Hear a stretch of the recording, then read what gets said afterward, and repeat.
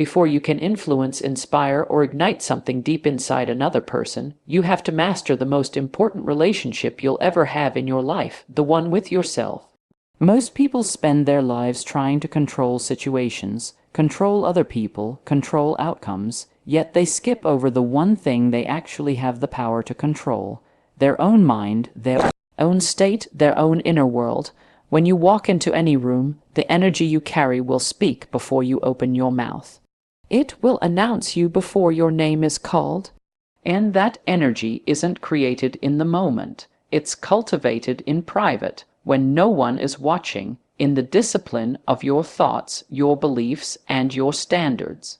You cannot expect to stir something powerful in another person if you're running on empty. If your self-talk is poisoned with doubt, if your confidence is conditional, if you are still seeking permission to be who you are, your presence will feel like a flicker instead of a flame. Mastering yourself means doing the deep, sometimes uncomfortable work of facing your fears, dismantling your limiting beliefs, and building an unshakable identity from the inside out. It's waking up every day and deciding with intention the kind of person you will be. No matter the weather, no matter the mood, no matter the opinions that swirl around you. Self-mastery is not arrogance. It's not about puffing yourself up. It's the quiet power of knowing who you are, what you stand for, and what you will no longer tolerate. It's the ability to remain grounded when life tries to pull you off center, to remain calm when chaos is begging for your reaction, to remain committed when the easy option is to quit. Most people live like leaves in the wind. Wherever the breeze of other people's opinions or the storm of circumstances blows, they go. But when you have mastered yourself, you become the tree, rooted, immovable, and deeply connected to your own source of strength. Your energy is magnetic, but only if it's charged. This means feeding your mind with ideas that expand you, surrounding yourself with people who challenge you, and choosing habits that keep you sharp and alive. It means practicing emotional discipline, not denying your feelings, but not letting them dictate your entire state either. When you can be the calm in your own storm, you can be the calm in someone else's. And when you can be the fire in your own life, you can light fires in others without burning out. People can feel when you've done the work on yourself. It's in the way you hold eye contact, the way you carry your body, the way your words don't need to be loud to be heard. You stop begging for validation because you already validate yourself. You stop chasing approval because you already approve of who you are. You become the person who can walk into any situation, whether it's a stage, a boardroom, or a personal conversation, and instantly command attention without saying a word. That's not magic. That's self-mastery, and here's the truth: you can't fake it. You can put on the clothes, the smile, the confident tone, but if underneath all of that you're still riddled with self-doubt and insecurity, people will feel it. They may not be able to name it, but they'll sense something's off. Real mastery comes from alignment, your thoughts, words, and actions all telling the same story. It's not just what you present to the world, it's who you are when no one's looking. It's the habits you keep when there's no applause. It's the standards you uphold when there's no audience. When you have mastered yourself, you carry a presence that moves people without effort. You don't have to convince or chase or force. Your energy becomes an invitation, and people lean in without knowing why. They sense the certainty in you, the stability, the passion, the conviction, and it draws them closer. You've done the hard work of filling your own cup, so when you pour into others, it's pure, it's abundant, and it's real. And that's when transformation begins, not because you told them to change, but because your very presence made them want to.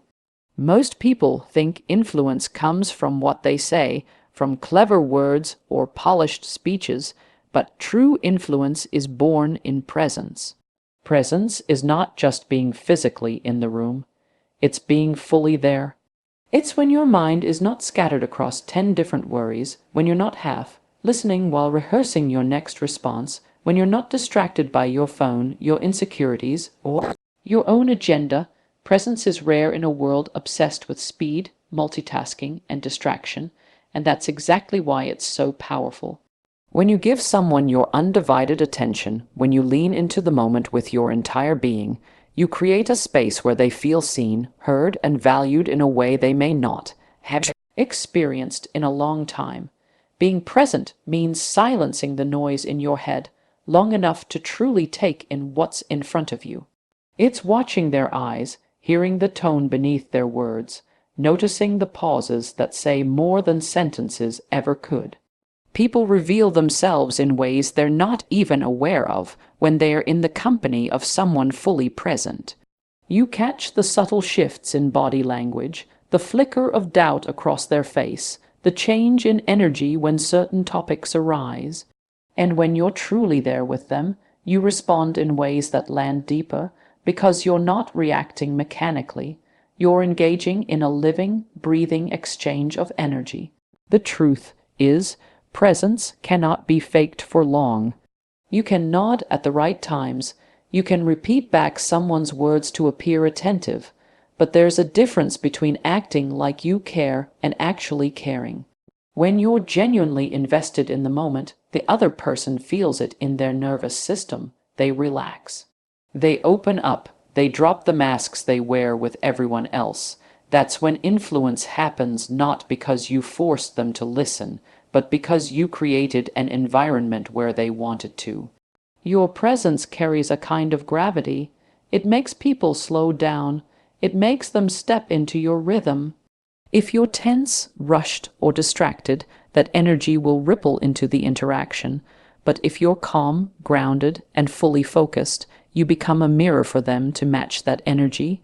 Influence is not about pushing harder, it's about pulling deeper, and presence is the rope that pulls people in. Developing this level of presence requires discipline. It requires breaking the habit of living in your head and instead anchoring yourself in your senses, in what you see, hear, and feel right now. It requires catching yourself when your mind starts drifting to your to-do list or replaying a past mistake, and gently guiding it back to the now. The more you practice this, the more magnetic you become, because people are starving for real connection in a world of constant partial attention. When you operate from true presence, your words carry more weight. You might say less, but what you say will be remembered because it was delivered in a moment of complete attention. And your silence will also be felt not as awkward, but as intentional space for the other person to process, to think, to feel. This is where deep trust is built. When someone knows you are not just waiting for your turn to speak, but you're fully here with them, they begin to lean into you, to confide in you, to follow you without needing to be convinced. Presence also amplifies your intuition. When your mind is clear and you're locked into the moment, you start noticing patterns, reading between the lines, sensing what's unsaid. This allows you to respond with precision, choosing the right words or actions at exactly the right time. And timing, more than almost anything else, can make the difference between being forgettable and being unforgettable. The most powerful people in history didn't always speak the most, but when they were in the room, people felt it. That's the essence of presence. It's not what you do to be noticed. It's the depth of your attention that makes you impossible to ignore. You don't compete for attention. You command it without trying. You don't rush to fill every silence. You understand that presence is often louder than words. You become the anchor in the storm, the still point in the chaos, the place where others find stability simply because you're there. Connecting with another person on a surface level is easy. You can talk about the weather, current events, hobbies, or whatever's trending, and the conversation might be pleasant, but it will fade from memory as quickly as it happened. Deep emotional resonance is something else entirely. It's when your words and actions bypass the mental filters and land directly in the heart. It's when you're not just communicating to the ears, but to the soul. To create this kind of connection, you have to be willing to go beyond the obvious and speak to the parts of a person they don't usually let the world see. Every human being carries unspoken dreams, quiet fears, and private desires that shape how they live, even if they rarely talk about them. Most people hide these things because the world can be careless, judgmental, or simply too distracted to notice. When you can reach past the masks and touch those hidden places, you create a bond that is rare and unforgettable. This doesn't come from manipulation or tricks. It comes from genuine curiosity, deep listening, and the courage to be vulnerable yourself. When you share a truth about yourself, when you show that you understand their struggle without judgment, you invite them to meet you on that same level. Deep emotional resonance requires you to understand that feelings, not logic, drive the majority of human behavior. People may use logic to justify decisions, but emotions make those decisions in the first place. If you can tap into the emotion beneath the surface, you can inspire someone to take actions they never would have considered otherwise.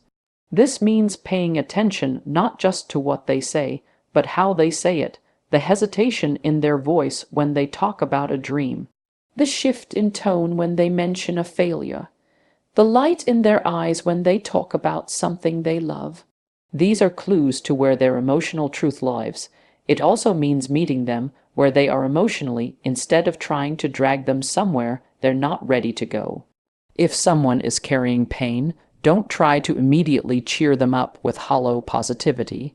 Acknowledge the weight they're holding. If someone is excited, match their energy and amplify it. When you mirror their emotional state, they feel understood. Once they feel understood, they trust you. Once they trust you, they let you guide them to new places emotionally. Resonance is built on authenticity. If your words are just borrowed phrases or motivational slogans without lived experience behind them, they'll feel empty. People can sense when something is real. They can sense when your encouragement comes from a place of truth, when your advice comes from scars and not just theories. The most resonant words often come from moments when you're not trying to impress anyone, when you're simply speaking what you know to be true from the depths of your own journey. When you master emotional resonance, you can make someone feel safe enough to dream bigger, strong enough to face their fears, and open enough to embrace possibilities they never imagined. You become more than a voice in their day. You become a turning point in their life. And this isn't just about speaking. It's about the totality of your presence, your tone, your timing, and the way you make someone feel in your company. Long after they forget the exact words you used, they will remember the way those words made them feel. That's the power of deep emotional resonance. It plants a seed inside someone that continues to grow long after the conversation is over. It's why one conversation can change the trajectory of a life. It's why a single sentence can echo in someone's mind for years. It's why a fleeting encounter can turn into a lifelong memory. Because when you speak to the deepest parts of a person, you're not just talking to them. You're leaving an imprint on who they believe they can be. And when that imprint is positive, powerful, and aligned with their highest potential, it becomes a force that quietly works within them, reshaping how they see themselves and what they're capable of becoming. Most interactions in life are transactions. People give something and expect something in return, whether it's attention, validation, money, or some form of advantage. That's the way the majority operate. I'll give you this if you give me that. But the moments that leave a lasting mark on someone's soul are not transactional, they're transformational. They are experiences, not exchanges. Creating an experience means you're not simply going through the motions of an interaction. You are crafting something they will carry with them long after the moment has passed. It's the difference between buying someone a drink and creating a night they will remember for the rest of their life. To create an experience, you have to shift your focus from what can I get to what can I give that they'll never forget. That doesn't mean material gifts.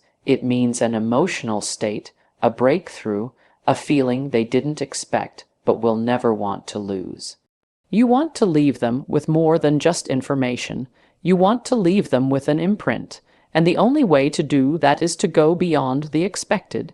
When you go past what most people would do, you separate yourself from the noise of ordinary interactions and step into the rare space of unforgettable moments. Think about the times in your own life when someone impacted you deeply. Chances are it wasn't because they followed a script or treated you like a number. It was because they made you feel seen, understood, and valued in a way that felt personal and real.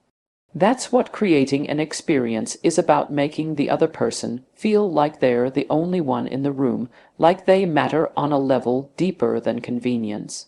You can't fake this. It has to come from genuine intent, because authenticity is the foundation of any experience that resonates. Every detail matters when you're creating an experience. Your tone, your timing, your choice of words, your body language, even the way you pause between sentences, it all contributes to the emotional atmosphere. Sometimes it's not even the grand gestures but the subtle ones that have the most impact. The way you remember something they said weeks ago and bring it up now. The way you acknowledge their growth, the way you recognize their struggles without judgment. These little things tell them you were truly paying attention, and attention is the currency of connection. Experiences also have a sensory component. People remember how things felt, how they sounded, what they looked like in the moment. This means thinking about how you can engage more than just their mind. How can you make them feel it in their body? Maybe it's through the rhythm of your speech, the way you make them laugh unexpectedly, or the moment you lower your voice and speak in a way that makes them lean in. These moments turn a simple interaction into something textured, layered, and alive. The goal isn't to overwhelm them with constant intensity. It's to create a rhythm that keeps them engaged and curious. Highs and lows, pauses and peaks, moments of deep reflection followed by bursts of energy. This is the architecture of an experience. When you craft it with intention, you take them on a journey rather than just delivering a message. And when people feel like they've been on a journey with you, they carry that journey with them. What truly sets an experience apart is the emotional takeaway. They might forget the facts you shared, the exact phrases you used, or even some of the events themselves, but they will never forget the feeling you left inside them. That feeling becomes a reference point in their life, something they compare other moments to. If you made them feel powerful, they'll seek that feeling again. If you made them feel safe, they'll crave that security. If you made them feel inspired, they'll chase that spark in other areas of their life. When you create experiences instead of transactions, you stop competing for attention and start commanding loyalty. People don't remember the dozens of ordinary encounters they have each week, but they will always remember the rare few that made them feel alive, changed, or awakened in some way. And the best part about creating an experience is that it's not dependent on having the perfect setting or conditions. It's dependent on your intention, your presence, and your willingness to give more of yourself than most people ever will. Leaving someone changed forever is not about delivering one impressive moment and then walking away. It's about planting something so deep in their mind and heart that it continues to grow long after you're gone. Most people go through life having thousands of interactions that feel good in the moment, but fade into nothing over time. They meet people, share conversations, even laugh together, but weeks later, the memory has dissolved. But every so often, someone comes along who leaves a permanent mark, not because they demanded it, but because what they brought into that person's life was so powerful, so real, and so aligned with who they truly are that it could not be forgotten. Leaving a lasting change begins with intent. You don't just show up hoping something impactful happens. You arrive with the purpose of shifting something within the person you're with. This doesn't mean forcing your ideas or controlling them. It means holding a vision for them, that is higher than the one they currently hold for themselves. You see their potential not as they see it now, but as it could be, and you interact with them from that place. You speak to the future version of them that they may not even believe in yet, and in doing so, you help them start to believe. You also have to understand the power of timing. There are moments in life when someone is ready for a shift, even if they don't realize it. They might be in pain, searching for answers, or simply feeling a quiet dissatisfaction with the way things are. When you step into their life at that point and say something, show something, or embody something that resonates with their unspoken need, you can ignite a transformation that feels inevitable. That's why your presence, your awareness, and your sensitivity to what's going on beneath the surface are so important. You can't force the moment, but you can recognize it when it arrives. Leaving someone changed forever also requires courage. It's easy to tell people what they want to hear, to keep everything safe and polite, to avoid the discomfort of challenging them. But true transformation often happens in moments of discomfort.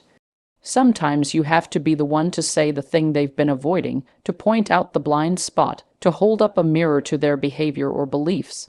This isn't about being harsh.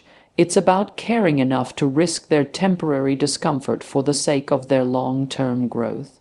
When it's done with love and respect, they may resist at first, but later they will look back and realize that conversation was a turning point. Lasting change doesn't just come from your words, it comes from who you are while you're delivering them.